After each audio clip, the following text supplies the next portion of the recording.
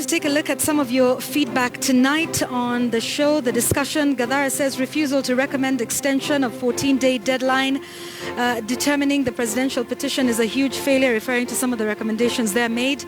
Ismail Yassin says, I suppose you mean the JPSC itself was ad hoc and illegal after probing the IEBC without finding fault. They were at the mercies of the accused. Kipchumba Murkomen, Senator for Elgeyo Marakwet, says George Kegoro and all prophets of doom are forever defeated. This country is headed for greatness, not danger. Daniel Kimondiu says the civil society talk and behave as though they belong to another country. Here's another one. Moses Njoroge says, I only agreed with the civil society guy referring to George Kegoro. The rest, hapana. And then we've gotten quite a bit of feedback wishing Zemwai Kibaki a quick recovery as he seeks treatment in South Africa tonight. Here it is. Kim Musau says checkpoint is on point today. Bottom line, this IEBC political process was some bad joke. Hopefully we'll correct this mess as a country. Maluki_J says IEBC carries a dozen of ills. With our right hand we try to cleanse it while our left hand keeps injecting more ills.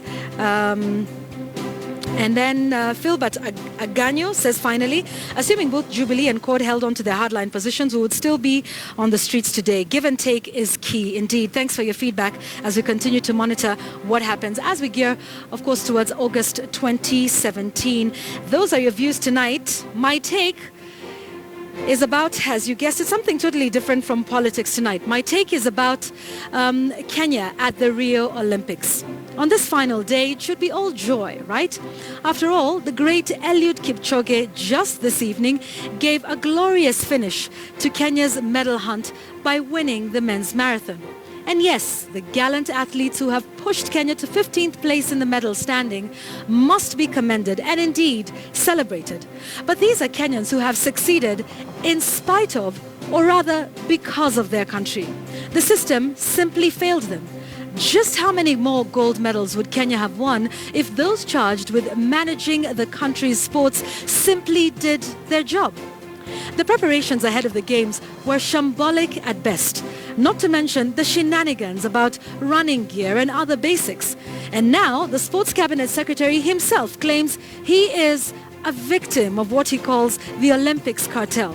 If a whole cabinet secretary was unaware, as he claims, of the multiple crises that plagued the athletes before heading to Rio, then who is running that ministry?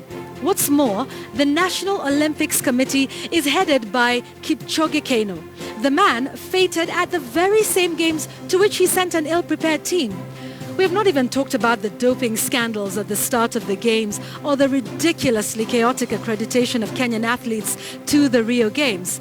In the USA, by the way, there is no sports ministry, and they top the medal standings at almost every Olympic Games. As a matter of fact, they scooped no fewer than 118 medals in the just concluded Games compared to Kenya's paltry 13. In Kenya, we have a sports ministry, a sports council, and a National Olympic Committee headed by a Kenyan hero who should know better, each seemingly with a mind of its own. In the end, it may well be that even great athletes like Ruth Jebet, who choose to run for other countries, are not just driven by the money. Who would blame anyone for running away from such disorganization? Kenya is a great sporting nation, and the least any official can do is to make it easier. Making it to the Olympics, folks, is already hard enough. No one has a right, and no one has a right to make it any harder for these gallant sons and daughters of Kenya's soil. And that is my take tonight. I thank you so much for all your feedback and indeed tweeting us and sending us in your text messages and for always supporting us on the show. My name is Yvonne Okwara Matole, wishing you a good night and a great week ahead. Bye-bye.